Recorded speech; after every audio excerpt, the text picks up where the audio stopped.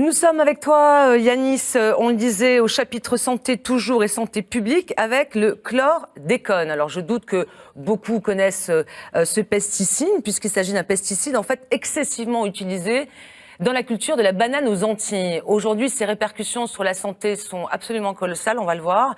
Et depuis 10 ans, des gens se battent donc pour obtenir justice. Oui, c'est ça, Catherine, tu fais bien de dire « était » parce qu'aujourd'hui, son utilisation, elle est interdite en France dans pratiquement tous les pays du monde. Alors, juste pour resituer un peu son histoire en France, le chlordécone, il apparaît au début des années 70, mais seulement aux Antilles. En fait, c'est un pesticide qui est très efficace contre le charançon. Le charançon, c'est un tout petit insecte qui infecte les bananeraies, donc, et les rend. Et donc, le charançon, excusez-moi, donc c'est un petit insecte qui est très coriace et qui infecte les bananeraies, comme je disais. Donc, c'est seulement en 1989 que la France, elle va reconnaître ce pesticide comme dangereux et elle va l'interdire, mais seulement en France métropolitaine. Aux Antilles, il va être autorisé encore 4 ans grâce à des dérogations ministérielles. Tout ça dans un but simple, c'est pouvoir cultiver de la banane à moindre coût. Logique, commerciale oblige, tu me diras.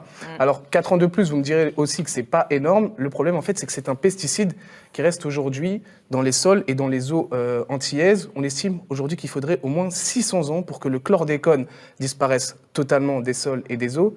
Ce qu'il y a de plus grave, en fait, c'est les conséquences de ce pesticide sur la santé. Il accroît notamment en fait, le risque de cancer de la prostate. Aujourd'hui, en Martinique, 600 nouveaux cas sont référencés chaque année. C'est simple, la Martinique, sur ce type de cancer, elle est numéro 1 mondial devant la Norvège. Alors le chlordécone, il a aussi un autre effet dévastateur, c'est les naissances prématurées. Alors, on a envie de se demander comment 25 ans après, ce poison, il faut le dire, c'est un poison chez l'être humain, se propage. Oui, on peut le dire, là, avec Voilà. les chiffres et tout, oui. Voilà, on va regarder la belle infographie de Jacques Muller. Alors, le chlordécone, il a 3 modes de propagation, donc. Alors, en mangeant un aliment provenant des sols et des eaux, donc chlordéconés, tout simplement, par inhalation, dans les zones les plus touchées par le chlordécone, ou encore transmission directe des parents à l'enfant. Aujourd'hui, c'est simple, selon une étude menée, 95% des adultes en Guadeloupe ont du chlordécone dans le sang, 92% pour les Martiniquais, et 19% des enfants martiniquais dépassent la dose toxique.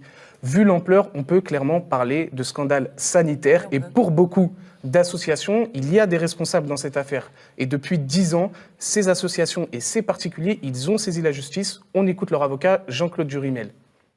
Le premier volet, nécessairement, c'est celui de déterminer les responsabilités. La plainte a été déposée sur 2 fondements. L'empoisonnement d'une part, puisque le chlordécone, c'est un poison, et d'autre part, la mise en danger de la vie d'autrui, puisqu'on a considéré que accorder des dérogations à partir de 1990 jusqu'en 1993, alors même que l'on savait, puisque ça a été interdit en métropole, que c'était un produit dangereux, c'est exposer les populations pour lesquelles cette dérogation avait été accordée à des dangers. Donc ce sont les 2 fondements juridiques de l'action. Donc déterminer les responsabilités dans un premier temps, et second volet, eh bien, ce sera les indemnisations également pour ceux qui ont eu à subir les conséquences de cette situation. Ouais, enfin, quand on entend cet avocat, en fait, on a l'impression que c'est une histoire sans fin, on s'en sortira jamais. Alors oui, en fait, surtout que de temps, le sujet, il est loin d'être enterré, et en fait, c'est juste qu'il est moins médiatisé. Par exemple, la semaine dernière, la députée socialiste de Martinique, Josette Manin, elle a interpellé le gouvernement sur ce scandale. Écoutez plutôt. Monsieur le ministre, ce sont les parlementaires des Outre-mer qui vous interpellent aujourd'hui sur l'impact de la chlordécone aux Antilles. Pour rappel, ce pesticide intensivement utilisé pendant plus de 20 ans dans les bananeraies de Guadeloupe et de Martinique a empoisonné durablement nos sols, nos rivières et nos espaces marins. Une modification du règlement fixant les limites maximales de résidus de pesticides, intervenue en 2013, a entraîné la multiplication par 5 ou par 10 des limites maximales de résidus pour les denrées carnées terrestres. Ces LMR sont fixés au niveau européen après avis de l'Agence sanitaire européenne, car cette exposition est majoritairement liée à la consommation de denrées issues de circuits informels dans lesquels les respects ne sont pas assurés. Pour les populations surexposées, l'agence considère donc plus pertinent d'agir par des recommandations de consommation. L'avis de l'ANSES est en train d'être examiné par les ministères concernés afin d'y donner suite et de répondre aux préoccupations légitimes des Antillais. Madame la députée, je peux d'ores et déjà vous confirmer le plein engagement de l'État dans le plan chlordécone 3 et vous réaffirmer que nous réalisons de façon régulière des contrôles et des études sanitaires pour vérifier la qualité et l'innocuité des aliments.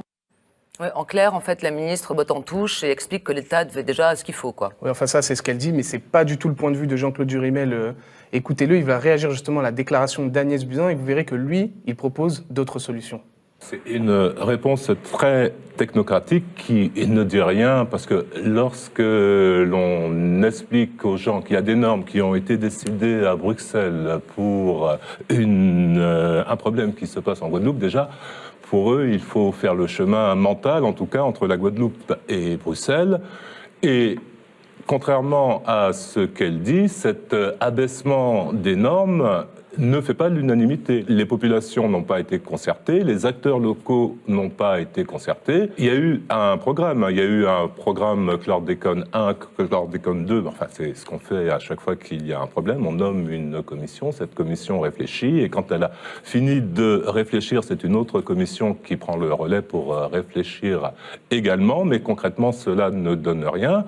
Il y a des pistes qui avaient été proposées, favoriser par exemple tout simplement ce qui semble être un minimum les cultures hors sol, mais pour développer les cultures hors sol, ça demande des moyens d'accompagnement des agriculteurs, des moyens matériels également, et tous ces moyens ne sont pas venus. Donc, d'un côté, on sait ce qu'il faut faire, puisque c'est la terre qui est contaminée. Par conséquent, en développant les cultures hors sol, eh bien, ça permet de limiter le risque, mais de l'autre côté, les moyens ne sont pas au rendez-vous. Et la culture hors sol, c'est pas une mauvaise idée, surtout que l'on sait qu'en Martinique, tenez-vous bien, 18 000 hectares de terre sont pollués en chlordécone, ce qui représente en fait plus de la moitié de l'île. C'est complètement dingue, 18 000 hectares donc contaminés, des cancers, dangerosité, enfin les chiffres sont tous incroyables, c'est ce que tu nous expliques. C'est évidemment un vrai scandale sanitaire. Et toi Théophile, tu viens de nous rejoindre, bonsoir. Tu voulais nous en toucher un mot côté Afrique justement. Oui, parce qu'effectivement le chlordécone a été utilisé dans les Antilles, mais également en Afrique, puisque les bananes de Côte d'Ivoire et du Cameroun sont produites par des entreprises françaises et un scandale similaire s'est déjà déclaré au Cameroun, mais il y a beaucoup moins d'informations et bien entendu, il y a beaucoup moins de lobbying citoyen pour faire avancer ce dossier. Et je pense que ce serait une bonne suite pour Yanis. Oui, déjà on n'en parle pas suffisamment visiblement aux Antilles non plus. Donc à suivre. Merci beaucoup.